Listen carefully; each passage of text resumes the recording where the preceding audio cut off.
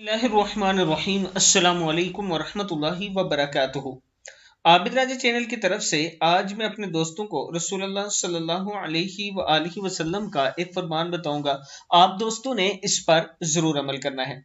रसूलुल्लाह सल्लल्लाहु अलैहि वसल्लम ने फरमाया, खिदमत का सबसे ज्यादा हकदार कौन? एक शख्स दरबार रिसालत सल्लल्लाहु अलैहि वसल्लम में हाजिर हुआ और अर्ज की, या रसूलल्लाह सल्लल्लाहु अलैहि वसल्लम, वो कौन है जिसके साथ मैं अच्छा सलूक करूं, यानी खिदमत करूं? फरमाया, तेरी माँ।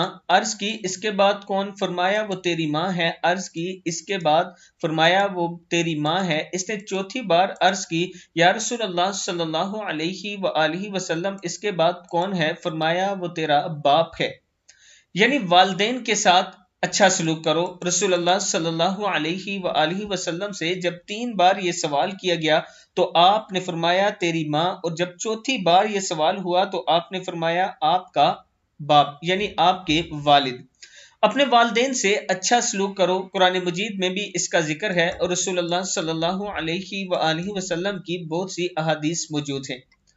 दोस्तों, ये बात याद रखो, जो माँ बाप के साथ बुरा सलूक करता है उसका बदला उसको दुनिया ही में मिलता है।